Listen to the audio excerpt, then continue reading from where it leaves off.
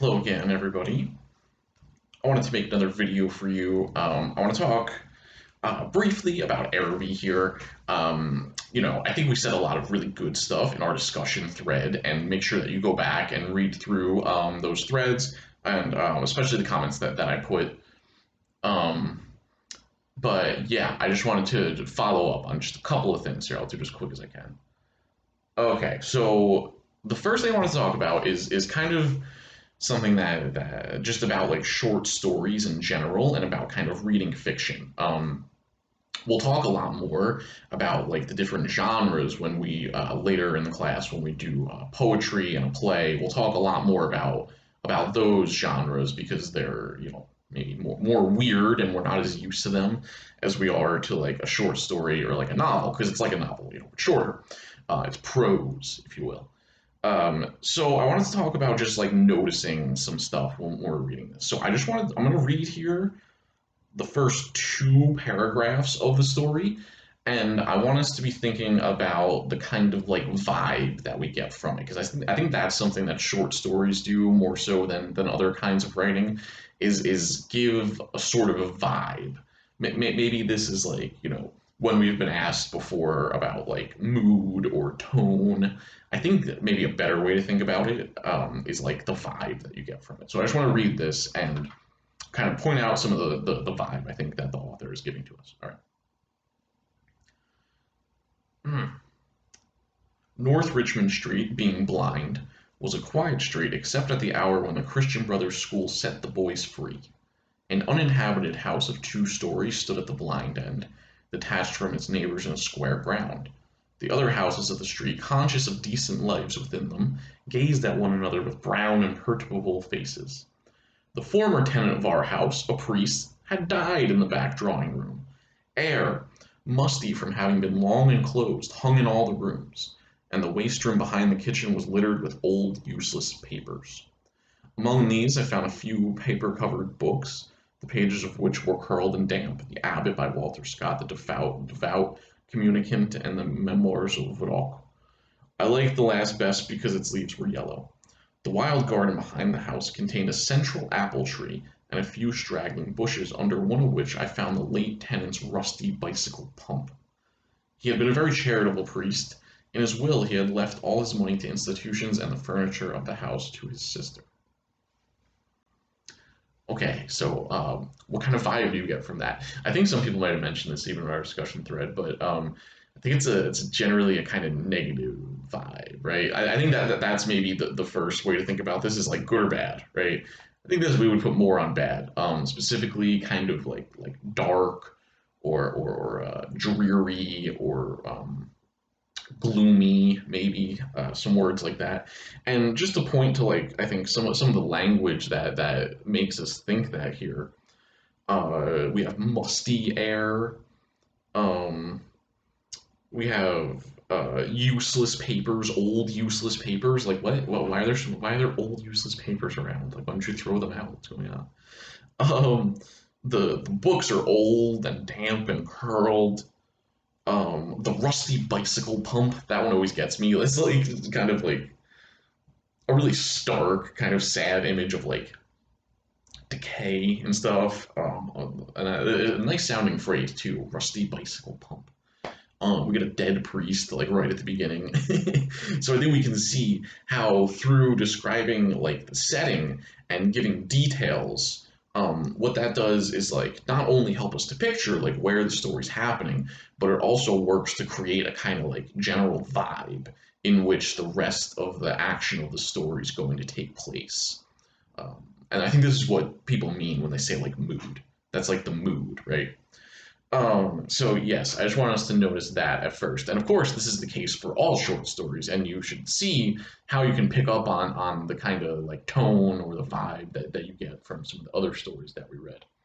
Okay, so I want to move here to I think something that we talked about a lot, which is on the second page here on page 40, the part where they describe like the kind of strange way that the boy like watches this girl through the window and stuff. And this is what made me ask the question of like, is it creepy or is he just a kid? He's like, we don't know exactly how old the boy is in the story. I would say somewhere between I don't know like 8 and 9 on the young end, and maybe like, I don't know, like 12 or something at the high end.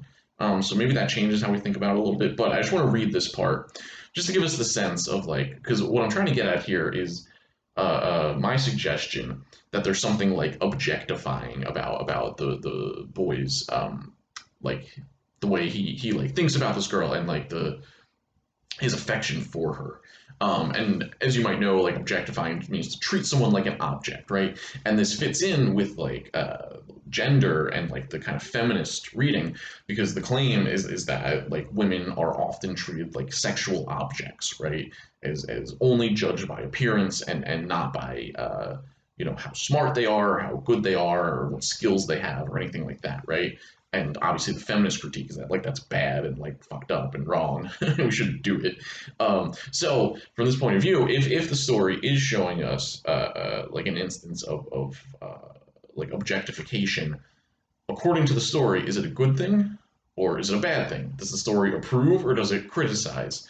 Um, does it reinforce or does it undermine? I think that's kind of the way to think about this, right?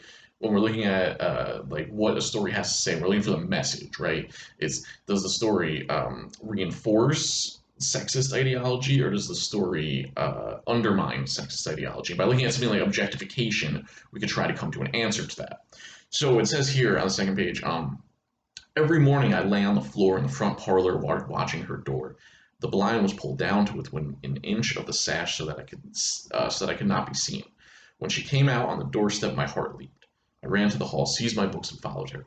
I kept her brown figure always in my eye, and when we came near the point at which our ways diverged, I quickened my pace and passed her. This happened morning after morning. I had never spoken to her except for a few casual words, and yet her name was like a summons to all my foolish blood. I think the part that sticks out to me is like I had never spoken to her, especially like the placement of it, right?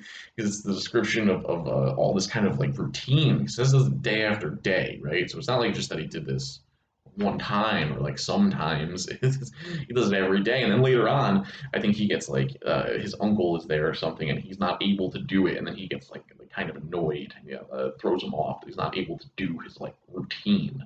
So I think that is what makes me at least feel like this is maybe crossing the line a little bit, is the kind of like routine and like schedule of it, and like how planned it is. You know, it's not just like by happenstance or whatever. It's like very methodical in how it's planned out and everything. And then there's plenty of other descriptions where like the main thing that he describes about her is like, you know, the dress that she's wearing or the movement of her hair or the light on her neck and all this kind of stuff. And then like he says he's never talked to her. So like, you know, maybe some of these things we could just call like a crush or whatever, but I don't know. I don't know. But I think we could see the argument at least for how this could be kind of like objectifying in his behavior. So I think in terms of the argument, right, of the message of like, is this a good thing or a bad thing in the story? I think for that we kind of need to go to the end. So one of my questions in the discussion was about kind of this last paragraph and sort of trying to figure it out. So I just want to read this very last paragraph again. So it says, gazing up into the darkness, I saw myself as a creature driven and derided by vanity, and my eyes burned with anguish and anger. So, as we talked about, he goes to the bazaar, right? After he talks to her finally, she mentions how she wants to go. He says, well, I'll go and I'll bring you something. He goes there, even though it's late, and he has to get the money from his uncle, who I think the uncle's drunk. I think if you go back, there's some signs that the uncle is drunk, and that's why he comes home late, and that's why it's like such an issue. But he gets to the bazaar late. It's like almost closed, right? But he still does have the opportunity to buy a gift, and he doesn't do it.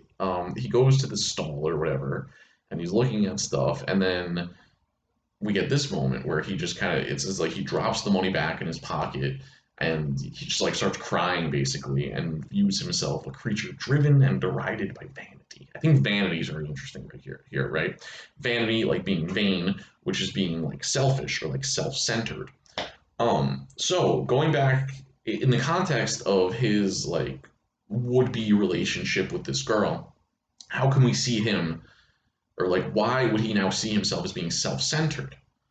And I think maybe, at least my argument would be that the ending is him having some kind of realization the feelings that he's had, the like love that he thought that he had, that it was really just always all about him. You know, if actual like love is supposed to be selfless, right? It's supposed to be like wanting the best for the other person, regardless of what that means for you, right? Or even if it hurts you, even if you have to sacrifice or something, wanting the best for them anyway. So I think maybe what he's realizing is that the kind of love that he had, or whatever, the feelings that he had, were all about himself, that it was all just about kind of satisfying his own desires and wants, and that he thinks that she's pretty or whatever. That he's really not like actually interested in her, and that her like as a person, like beyond the surface, beyond appearance, beyond her looks. So I think that there is a way to read it like that, and that's why vanity specifically, right?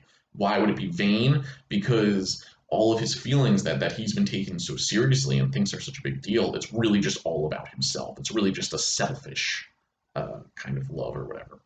And what brings him to this realization? How does he get there? I would argue that it has something to do with this conversation on page 45, on the second to last page. Um, this is when he's at the bazaar, and he sees he's at the stall where they're selling vases or whatever, and he overhears this conversation. I'm going to start reading here from page 45.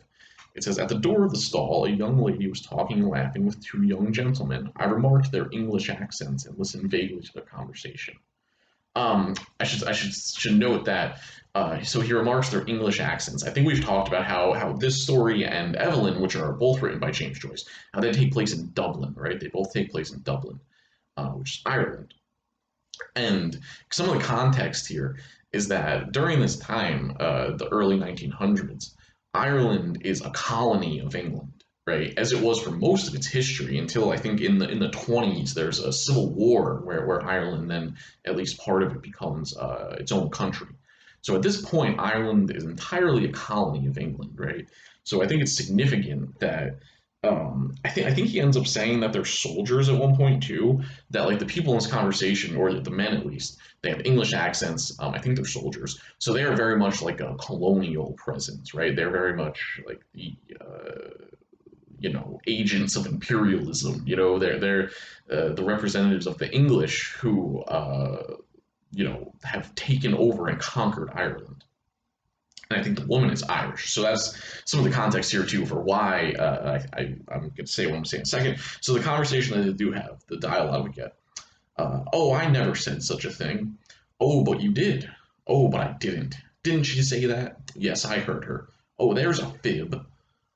So I would say that I think at least that this dialogue is supposed to be kind of like flirting or something. It's like kind of playful, right? Like, oh wow, you did that? Like, no, I didn't. Yes, So I think it's supposed to be some kind of like playful, like flirting or something like that. So I think my argument would be that overhearing this conversation of like people actually like getting together or whatever, like the he loves the girl, right, but he's never even talked to her, and now he sees these people kind of like flirting or whatever, but it's not. So I think we talked too in some of the threads about the kind of like idealized vision of love that he has throughout this, and how he kind of has to be disappointed from that, right? Like that has to kind of be deflated because it does not sync up with reality. The expectations and like the idealized vision that he has of these things, it's not realistic. It's not what the real world is like. So for me at least, I think this conversation is like, oh, this is what reality is like. It's not this kind of like admiring from afar, secret admirer, buy them a gift or whatever kind of. It's almost like a medieval kind of like Prince Charming sort of idea of relationships. Whereas here you have, this kind of like seedy flirting in this half-closed bazaar, where it's, the colonial soldiers talking to a native woman too. And it's two men and one woman, right? So it's not even just like it's not intimate at all. It's not one-on-one. It's not, a candlelit table to get to know each other. It's just this kind of like crass, seedy kind of like flirting in public, like while they're at work or whatever, even. Um, so I just think that it stands in stark contrast to the idea of love that he has in his head. So my reading of this is that like overhearing this conversation, seeing this, that's the thing that kind of punctures his idea of his kind of like idealized love with this girl and makes him realize like, oh wow, like what I've been doing is not how this stuff actually works in the real world. What I've been doing is fantasy nonsense. And thus he realizes what I'm being vain, I've been selfish, I haven't actually like been like doing anything that people in relationships actually do. I've been like putting this girl up on a pedestal like she's some like an angel or something. And I think there's one part even where he describes like the light coming from behind her and stuff, and it is kind of like angelic the way that he pictures it, or the way that he sees it. And then it's all just kind of like him losing that and like coming back down to reality. So in this reading, at least, I would probably say that it ends up saying that the kind of if we view him as like objectifying her at the beginning, that ends up showing us that this is bad because it leads to the ending where he seemingly learns some kind of lesson, right? Where maybe he learns that this kind of objectification is like selfish and it's bullshit and it's not like what actual relationships are like or something like that. Um, so, all right, I've gone long enough. I guess I'll end there. There's a lot of other things. Go back and read my discussion threads. I tried to touch on as much of this stuff in the story as I can. And I'm not saying that this is the correct argument or that you guys should just write that argument or anything like that. I'm just giving you kind of my reading, and then you could argue against me. You could make the totally opposite argument, and it could also be right. It's all about the evidence that we have to back this stuff up, like we've talked about. All right, so I guess I'll leave you with that for now. See ya.